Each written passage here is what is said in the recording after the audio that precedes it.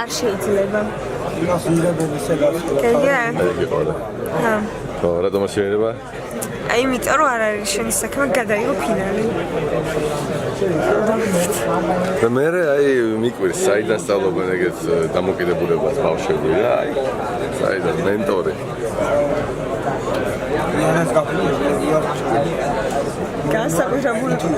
განსაკუთრებით საპოჟნიკი მე ხო ეგეთ რაღაცებში ყველაზე გამოცდილი ვარ.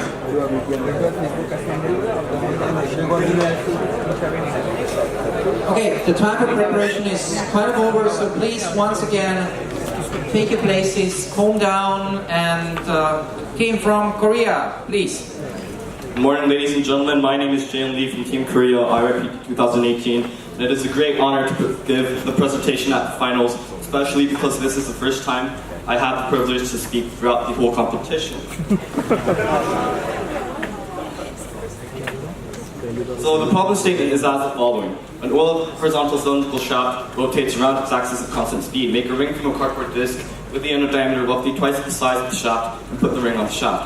Depending on the tilt of the ring, it can travel along the shaft in either direction. Investigate the phenomenon. So this is a video of phenomenon, and it's not working. So I'm going to define the problem that I'm going to investigate as the three parts. So since the length of the shaft is finite, there will be a certain time period when the ring and the shaft collides. And I'm going to look at the time before the ring and the shaft collides. Also, I'm going to look at the oscillator, the behavior of the ring that I would have liked to show you. And also I'm going to look at the amplitude and the frequency of the oscillation over time. Do you mind if I the get a following copy of diagram whatever you're is taking? a diagram where the amplitude giving me a copy and of the whatever time you're periods taking? between the oscillations increase. Sure. So there are some thickness constraints for the ring. If the thickness of the ring is very, very thick, that means that the torque exerting on the tilt of the ring will not be enough. And we have the following values there. If the thickness of the ring is thick compared to the radius of the ring, then that means that the torque will not be enough for the ring to move. And as you can see, in very thick rings, you can see that the oscillatory behavior is not well observed. And because of this, we are not going to talk about these cases. We are going to think about ideal rings where the thickness is very, very small. So going on to set some coordinate settings, because this is we have to investigate the motion of 3D vectors in 3 dimensions. I have to warn you that this will be a very complicated there will be very complicated settings, so I'm going to define the normal vector n as the normal vector of the ring, and the vector r as the vector from the center of mass to the contact point, and small omega and large omega are the angular velocities of the ring and the shaft respectively. The xyz axis is depicted in the picture, and we are going to define the two angles theta and phi as the following. On the right top corner you can see like a visualization of what the phi and theta values are, and according to my definitions you can express the normal vector in terms of theta and phi. So some more coordinate settings. Because the ring and the shaft will not meet completely on the x-axis, there will be an angle between the x-axis and the normal vector at point P. I'm going to define t hat as the tangential unit vector at point P, and if we define the angle, and from the angles that we defined, we can find the r vector. This is just like a view from the z-axis, and the ring should be tilted, so there should obviously be a z directional vector in the r vector. So this was all mathematics. I'm going to go on to some physics. There are two phases of the motion, so if we just put the ring on the shaft, it starts to slip and changes to non-slip motion because of friction. And in slipping motion, the energy is transferred from the shaft to the ring, and it is very hard to predict the motion of the ring. However, when the slipping motion ends and it starts to be in rolling motion, the energy is transferred so that the motion does not change. This is a very important part. The energy is given so that there is non-slip motion, and this is a very predictable motion. This is where the importance of oil comes in, because if the relative velocity between the ring and the shaft becomes larger, then there is this constraint between the ring and the shaft, and it helps the ring and the shaft be like in rolling motion. So the velocity constraints are as the following. Since the relative velocity at the contact point should be 0, just like looking at the motion from the rings view, we have the velocity at the center of mass and the velocity and the rotational velocity of the ring when we look at the center of mass, and also that should be equal to the velocity of the contact point at the contact point when we look at it from the shaft view, and t is the tangential vector that I have mentioned earlier. And so we could draw a triangle of the velocity vectors as in the following diagram. So this is an experiment done to show that the ring and the shaft is in non-set motion. I divided the speed, the contact point velocity in the rings view divided by the angular velocity of the shaft. You can see that it is constant, and the constant should be r0, the radius of the shaft, and thus the non-set motion is proven because we've just proven that because we've used this equation. So going on to some quantitative analysis. We could calculate the velocity at the center of mass of the ring by using the non-set motion velocity constraints we got earlier. We know the tangential vector, we know the n vector, we know the r vector, and just calculating it gets the following equation. If we denote that large chunk terms as v omega, then we get z directional motion there, and this is the z directional velocity of the ring. So because like there are many forces in like directions that we don't know acting on the contact point, it is very hard to make an equation of motion. However, we know that the force acting in the z direction will act to accelerate the ring. We don't know what kind of forces will be there. We know that there will be driving force, friction, drag force. There will be like infinitely many forces on there, but we know that they will amount up to the mass of the ring times the acceleration of the ring in the z direction, and thus we get torque equations. And so these are the key equations we have so far.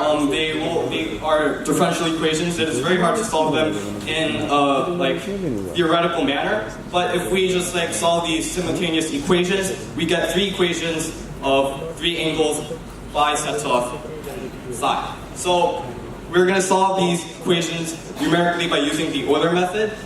This is a flowchart of the Euler method. We have the initial conditions, and by solving the equations, we have the derivative of the 3 angles.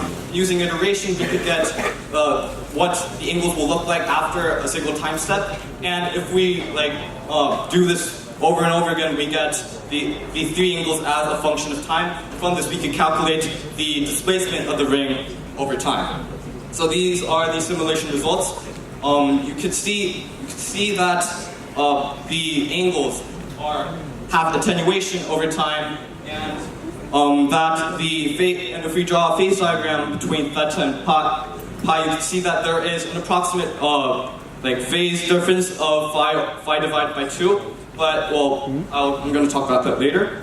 And the simulation results for the center of mass of the ring in the z direction is as the following. You can see that there is a monotonous increase in both the amplitude and the time period of the oscillations. So this is just visualization to show you how the motion looks like. I changed the parameters of the simulations, and you can see when I change the inner radius of the ring, the amplitude and the time periods increase as the inner radius increases. And the same physics hold for the outer radius of the ring.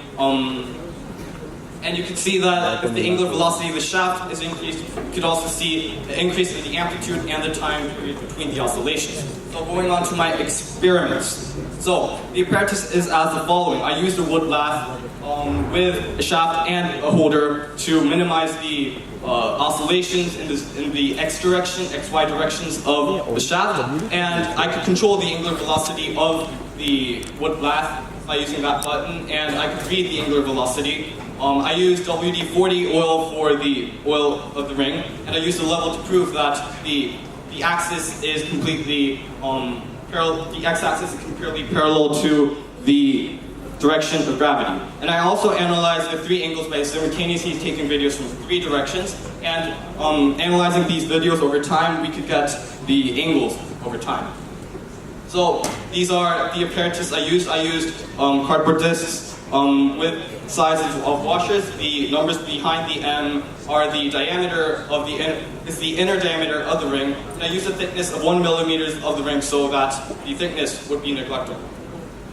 So, and I also made some corrections for the distortion of the camera. Since the camera only reads the angle and not the actual displacement of the ring, I use these following methods to make sure that the ring, that I have the actual displacement of the ring, not the angle. So using these correction methods, I could calculate the center of mass. I could experimentally observe the change of the center of mass of the ring, which is depicted in the black line, and you can see that, and the red lines are my simulations. I could get the initial conditions by the 3 angles that I have observed, and plugging in the specs of the ring, I could get the following simulations that are in red, and you can see that there is a very close correlation between my simulations and my theory, and my experiments. So, when I change the spec of the ring and plug those values in, you can see that there is still a close correlation. But I wanted to do more than just predict the motion of the ring. I wanted to show you that I can make some linear relationships and help you understand this better. So, as I have said before, the velocity of the ring I can express the velocity of the ring by function of the angles, and if I make some complicated calculations, I could express the velocity of the ring of time independent state property function of 3 angles and the angular velocity of the shaft. So this is the experimental results I got for the function and the velocity of the ring. So when I change the angular velocity of the shaft, you can see that the slope sharply increases in it increases according to that equation on the right top side. This was done for a single washer. And you can see that even when I change the washer, if the angular velocity of the shaft is a constant, you can see that it is on the same line. So to conclude, based on observations, I could see that the ring of the shaft was in non-set motion, and by using the velocity constraints from the non-set motion and some torque equations, I could suggest a quantitative model for the movement of the ring, and they were very fitting with my experiments, and thus I believe that the phenomenon is investigated, and thank you. Thank you very much.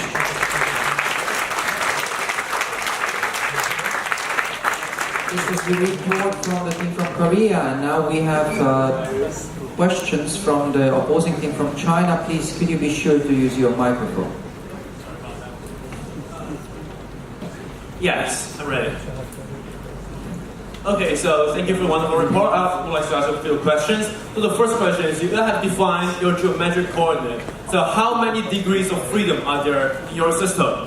There are 3 degrees of freedom. Okay, thank you. And for another question, what do you think to be the role of the oil in the system? I think I've explained that it provides viscous constraints so that it is in non-set motion, and also before it is in non-set motion, it also helps. Okay, so what kind of friction do you think that the oil may support? Obviously, because it's non-set motion, static friction. Okay, so another question. You have mentioned your slipping, just the difference between the slipping motion and non-slip motion. So can you show me a video between these 2 motions? I don't think my videos are working, but after some time there would be a non-slip motion, and I analyzed only the non-slip motion. Can you turn to your slide where you mentioned non-slip motion, slipping and non-slip motion, please?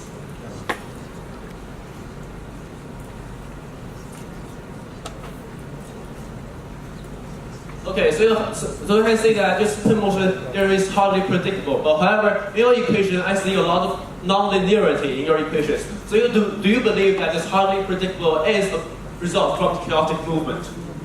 No. Okay, and for another question, can you please turn to page 31? Okay, I see from this that from M16 to M24, the inner radius is not the same, and it will not be roughly the twice of the diameter of the shaft. So do you think this is appropriate for your study? The diameter of my shaft was about 1.2 centimeters, and I believe that I did, it was problem statement. Okay, for another question. In the problem review, you have said that the problem asked us to use a cardboard disc. So is this a cardboard disc or not? This is a carbon. Carbon, okay. Okay, thank you very much. Cardboard. Time for preparation of the opponent.